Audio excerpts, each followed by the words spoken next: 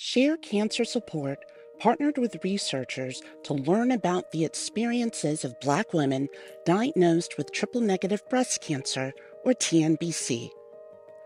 Interviews were analyzed and the findings were presented at Share's conference to End Health Disparities in June 2023. A moderated panel with 4 participants from the study told their stories to highlight the crisis of TNBC in the Black community. In my family, I thought I was the first person with cancer, and then I learned I was the 4th.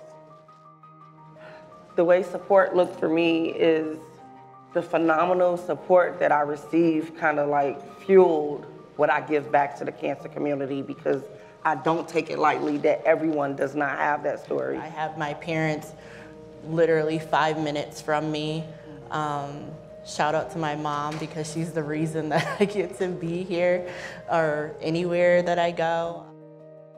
I stopped waiting to die and started to live again. Triple-negative breast cancer, or TNBC, is a subtype of breast cancer that accounts for 15 to 20% of all breast cancers in the U.S. and is disproportionately prevalent among Black women. Compared to U.S. white women, Black women face a 3-fold higher risk of being diagnosed with TNBC, are less likely to receive guideline concordant treatment for TNBC, and subsequently are more likely to die from the disease. Given TNBC's impact on Black women, research suggests that Black women may face unique barriers to care and have unmet psychosocial needs. However, few studies have captured the lived experiences of Black women with TNBC to discover potential solutions to the persistent racial disparities in the disease.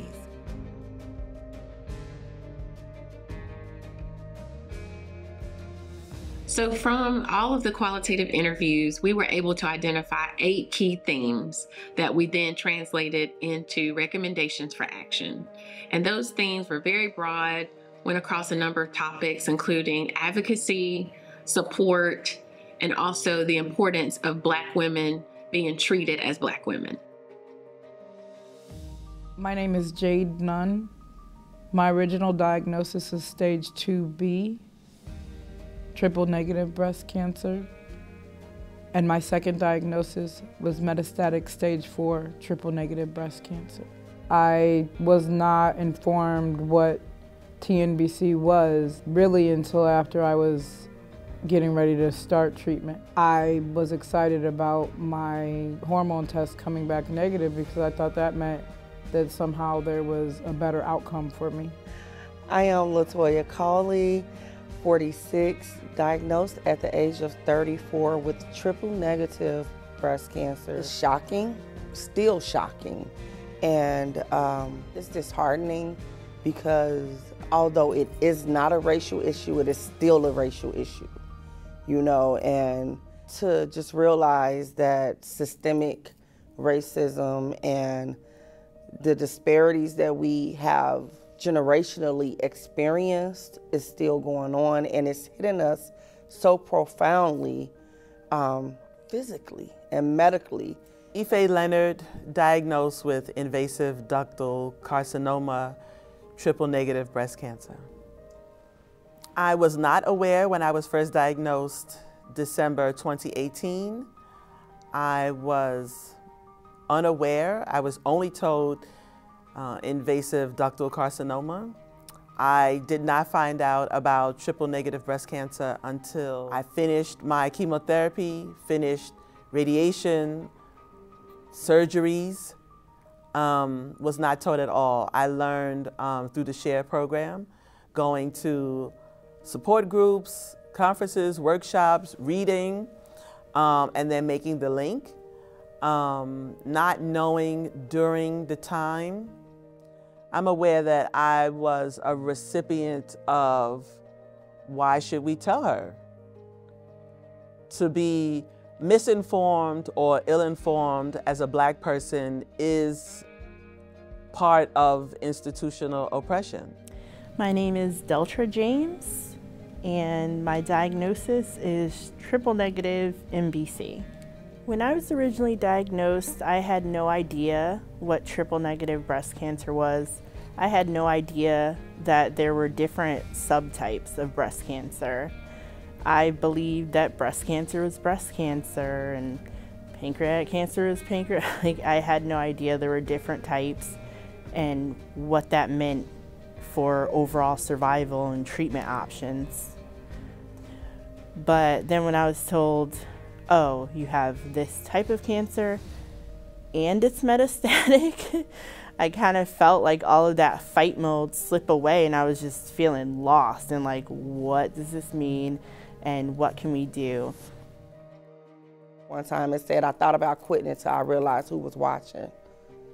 And so I knew the way I went through my journey was going to impact my entire legacy. And so that support that I received, there's no way I can walk through 1 year, 2 year, 3 year, 4 year, 11 years of survivorship and not do the same thing in return. And that support looks different.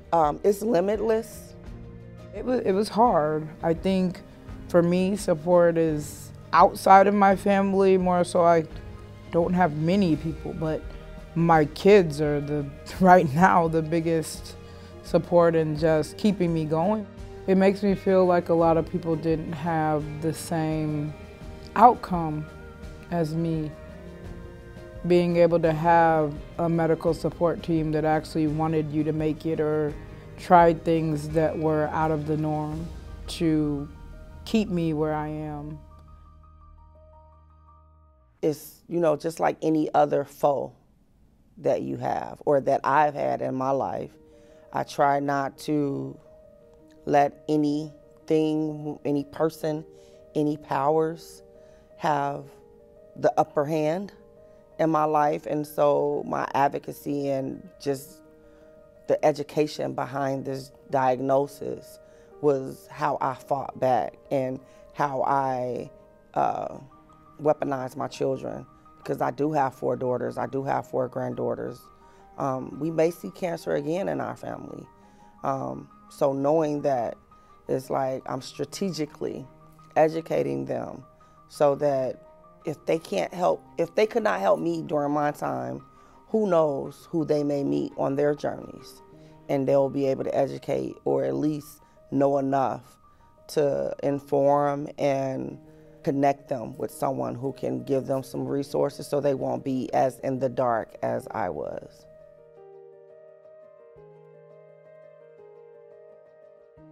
Of when I was asked, what do Black women need? I needed to be warned, to be told that that would be happening. I guess it would be different if I had had white hands touching me all along my life, but the length of time to be able to touch the mass was longer than just any OBGYN if there was a white practitioner, throughout my life before then. I think the biggest thing, and it's not even really about race, it's about just knowing the African American culture. Keep their identity separate from the diagnosis. So of course, everyone will find their hope in different places. I find my hope in very tangible things, so I remain hopeful as I see science advancing. I've heard a lot of people say right from the get-go, you want to get as long as you can out of a line of treatment, because the next thing may be coming right around the corner. Finding hope can mean several different things. Joy is my baby waking up in the morning just laughing. So perspective is really what I can offer to anyone dealing with any type of challenges. You have to choose the lens that you're going to look at this challenge through and decide how you're going to live through that challenge, no matter what it looks like.